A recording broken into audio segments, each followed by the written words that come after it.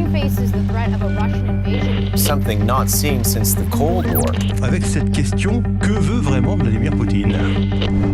Janvier 2022. Des rencontres ont lieu entre la Russie, les États-Unis et des représentants de l'OTAN. La Russie, qui a demandé ces pourparlers, n'arrive pas les mains vides. Elle pose sur la table ces documents. Des projets d'accord entièrement rédigés avant même les négociations. Ne manquent que les signatures. En l'acceptant, les membres de l'OTAN devraient ainsi s'engager à s'abstenir de tout nouvel élargissement de l'OTAN, y compris l'adhésion de l'Ukraine ainsi que d'autres États. Ne pas mener d'activités militaires sur le territoire de l'Ukraine, ainsi que sur d'autres États d'Europe orientale, du Caucase du Sud et d'Asie centrale. Des exigences loin d'être anecdotiques. Ça allait tellement loin déjà comme première revendication que ça paraissait presque incompréhensible. D'autant que Vladimir Poutine exige une réponse rapide. Вы должны нам дать гарантии. И немедленно. Сейчас. En parallèle, il a positionné 100 000 soldats russes aux frontières de l'Ukraine. Bref, si ce n'est pas un ultimatum, ça y ressemble fortement.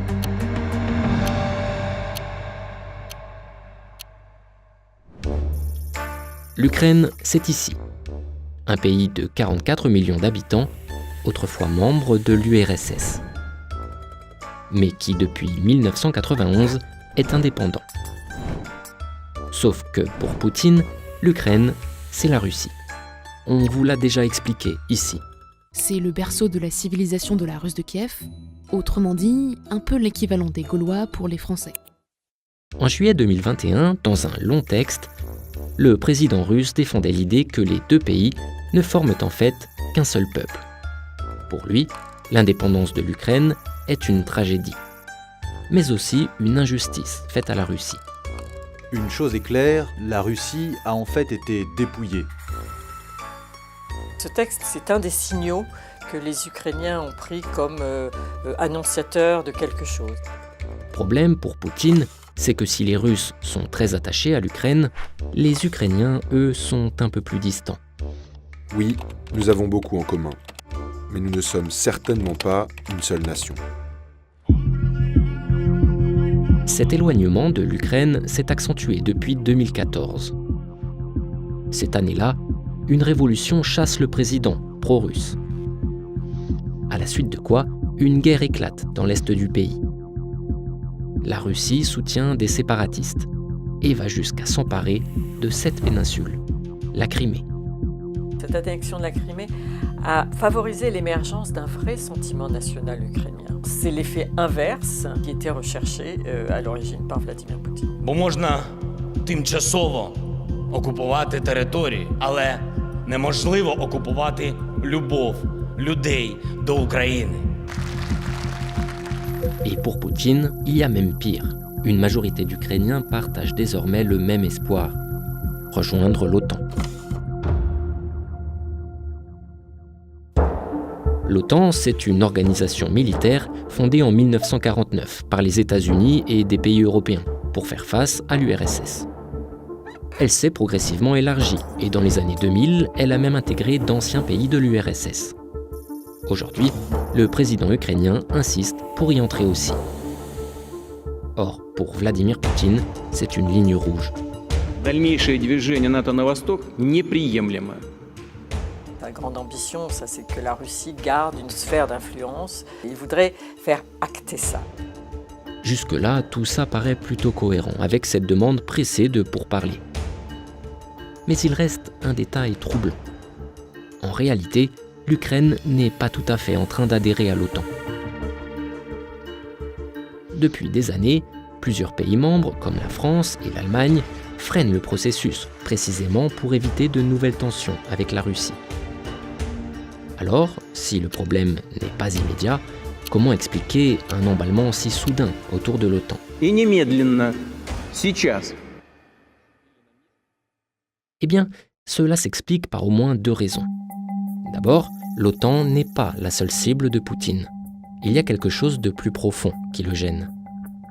Ce qu'il craint énormément aussi, et ça il ne le dit absolument pas, c'est qu'il craint la progression démocratique. l'Ukraine modernise sa vie politique. Elle lutte contre la corruption. En ligne de mire, une possible adhésion à l'Union européenne. Quand vous promenez à Kiev, et que vous voyez toute cette proximité culturelle, architecturale avec la Russie, vous comprenez que là, un pouvoir autoritaire russe se sent menacé. Parce que si ça se passe à Kiev, pourquoi est-ce que ça ne pourrait pas se passer à Moscou ? Enfin, il y a un dernier élément. Si la Russie semble si pressée d'avancer ses pions en ce moment, c'est parce que le contexte peut lui être favorable. D'abord, parce que le gendarme américain regarde ailleurs. Depuis l'été 2021, les États-Unis sont fragilisés par leur retrait chaotique d'Afghanistan. Surtout, ils sont aujourd'hui moins préoccupés par la Russie que par leur rivalité avec la Chine. Plusieurs pays d'Europe sont également bien occupés. En Allemagne, un tout jeune gouvernement a pris place en fin d'année 2021.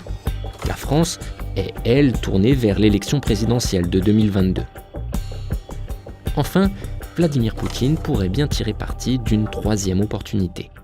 Carburant, gaz, électricité voient leur prix flamber. Les tarifs du gaz sur les marchés internationaux ont été multipliés par 4 depuis le mois d'avril. La Russie fournit aujourd'hui près de la moitié du gaz utilisé dans l'Union européenne. Et en plein hiver, c'est un moyen de pression très efficace. Ça poserait quand même énormément de problèmes à l'Europe si la Russie coupait le robinet du gaz. On aurait beaucoup de mal à se chauffer. Alors, où en est-on ? Malgré la pression de Poutine, les pays de l'OTAN refusent de fermer définitivement leurs portes à l'Ukraine. Il y a un droit souverain d'un pays à demander l'adhésion à quelque organisation internationale qui le souhaite, et on ne peut pas supprimer ce droit. Cela pourra-t-il vraiment déboucher sur une attaque militaire de l'Ukraine ? Pas forcément. Mais la Russie dispose d'autres outils. Cyberattaques, déstabilisation économique, pression diplomatique. Sur ce terrain, les hostilités ont déjà commencé.